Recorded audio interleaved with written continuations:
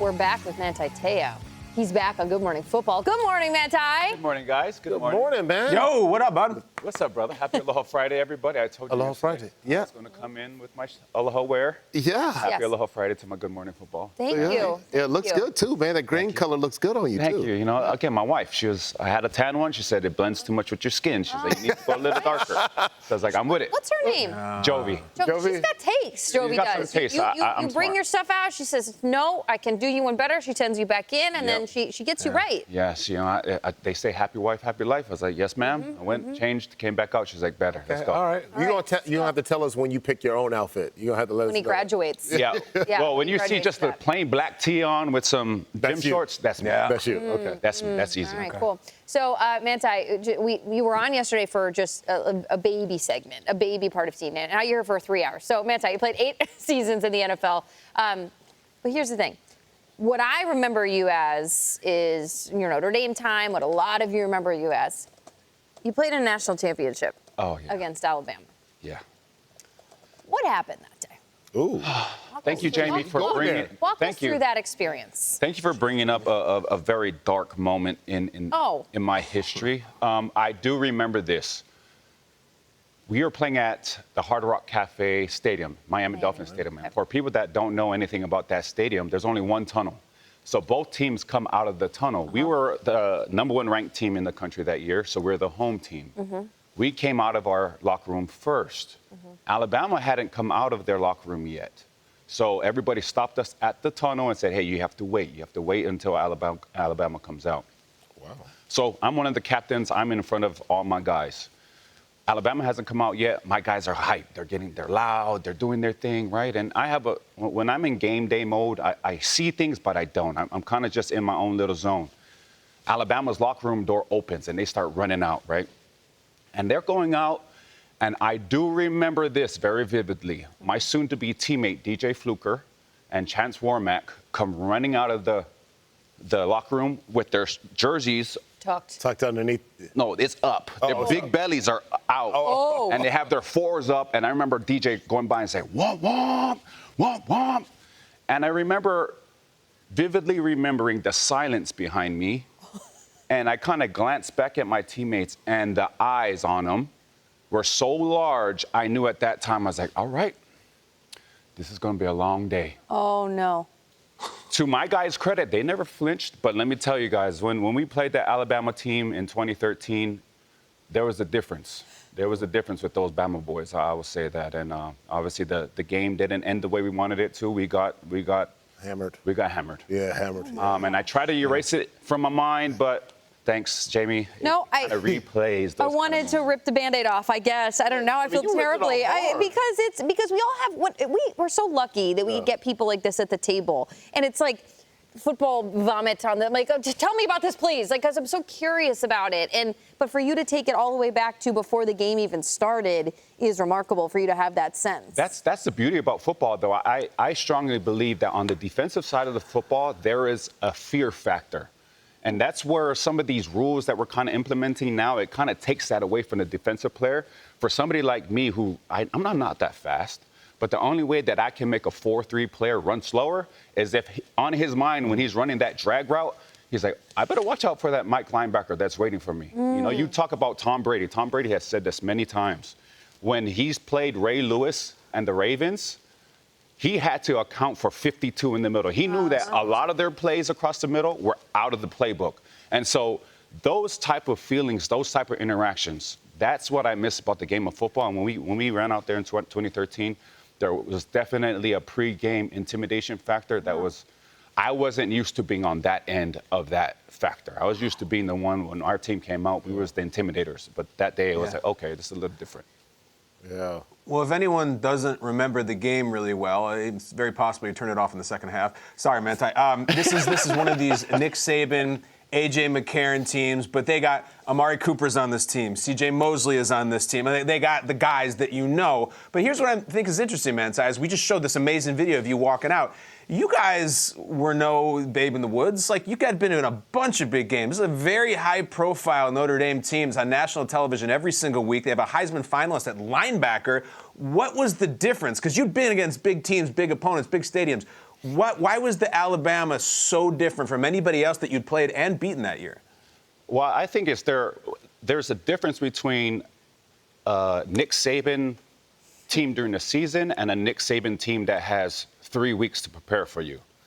I remember going into that game and hearing McCarron check. It was almost like when I played Peyton Manning. He was checking every single play. Based on our front, I kind of figured it out by the end of the third quarter, but by then the game was already over, what they were doing. Based on our front, it was either going to be an outside zone or an inside zone. It was that simple. We ran a 3-4 defense. We had the zero technique where the nose guard was right in front of the center. Yep. And we had 2-4 techniques where I had Stephon Tuitt and Captain Lewis Moore that were head up on the tackles. Yeah. This is where it's different. Alabama had a first-round pick named Chance Warmack, who went to Tennessee, who was their guard. Behind him was Eddie Lacy, who went to the Green Bay Packers. Sure. T.J. Yeldon was the one who would come in and spare him. So it was literally, Akbar, you would appreciate this, an Oklahoma drill for 60 minutes for me and Carla That's not Calabrese. fun. It was not fun with that. So it was one of those things for me that game. There was definitely a difference. Again, for my guys, I'm proud of them because they didn't flinch. We went out there and we played our best, but we definitely knew that there was a difference that game. I'm going to come in and save you. That's what my last name actually means. Big man, come save me. So I'm going to come in and save you because, I mean, they coming in hard about your college career. All right, Akbar. I want to flip it to the NFL. I mean, you had to have, you went up against guys like Alvin Kamara in practice. I mean, you got to have some good NFL stories. I mean, talk about that. Let me just say, I knew Alvin Kamara was going to be special from the first day of minicamp. Yeah.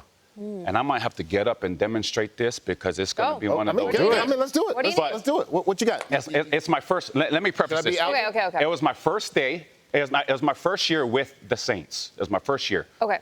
We just happened to draft this running back out of the University of Tennessee named Alvin Kamara. Sure. Okay. It's my first year, so I'm trying to make a good impression. We go out. We have our one-on-one pass coverage drill, where it's linebackers versus running backs. A.J. Klein goes first against Mark Ingram. I'm trying to make an impression, so I jump up next. Okay. I jump up, and the coaches bring out Alvin Kamara. And I'm like, I try to be confident, right? I'm like, you're going to give me the rookie? Yeah, the little dude. No. And when I said that, the offensive coaches looked at me, and they gave me this little grin. I was like, yeah, let's go.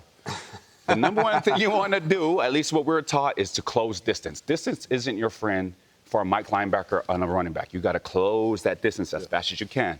So, come on. Okay, here. We need a ball. You don't need a ball. No, it didn't happen with the ball in your hand. Okay. So he ran for an angle route on me. Ding, ding. Okay.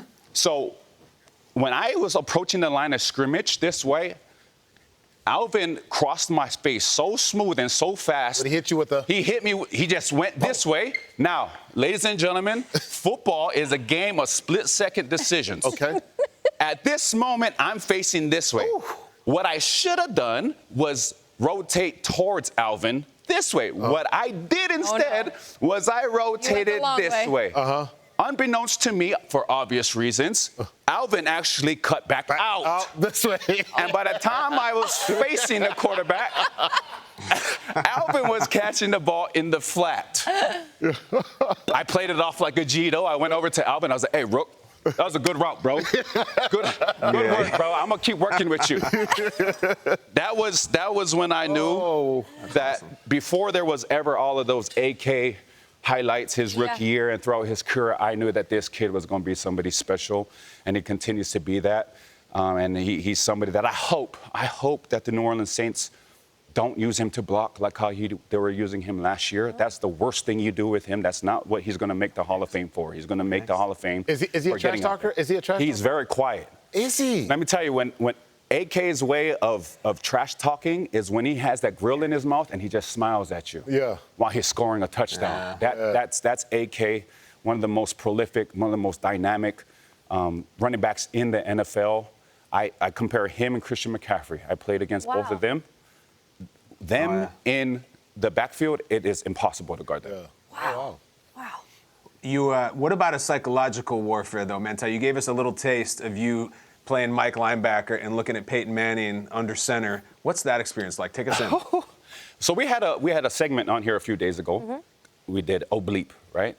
You study, man. You watch. Let me tell you, Jamie, this was my oblique moment in the NFL. It was 2015. The Denver Broncos were already the AFC West champs.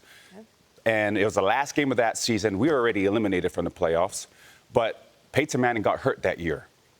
Brock Osweiler took over, and he was doing a really good job that year. But there were rumors, because I think they were still trying to get home field advantage in the playoff. There were rumors that Peyton might play. We come into the game, Brock Osweiler starting. We had figured this guy out. We knew all of his checks. Melvin Ingram had studied the right tackle. He knew by his foot placement what the play was going to be, whether it was going to be a pass, whether runs were. We had these guys figured out. We go into halftime at that game. It's 6-7. They're up by 1. We shouldn't even have been in that situation. We come out for the third quarter. I get a strip, a fumble. We recover it. On their side of the field, we score. Now we're up. It's 13-7.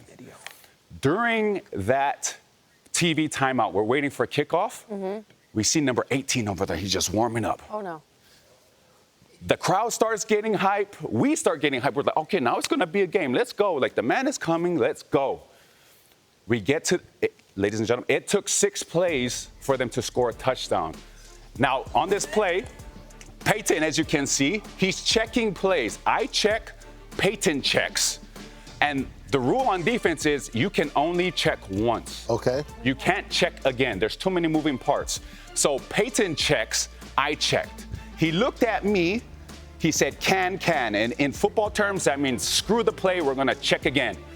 And he said Sally, which we knew meant stretch to the left. And I remember, if you watch Denzel Perriman, he'll point to his right, because we knew that's what it was. But I had already checked already, Kyle. So I had an acronym called JBD, which stood for Just Ball, Dog. I text Denzel Perriman and Jalil Adai yesterday. I said, do you remember anything about this play? And they both said, I remember it was dead quiet. I remember he checked, you checked, he checked again, and all I heard was JBD, and I knew we were screwed. So that was my oblique moment. I ran to the sideline, and it was like that clip from You Got Served where the other team starts mimicking their moves. They're like, how do you know my moves? John Pagano was like, what did you do? And I told him, he was like, bro, that's a Hall of Famer.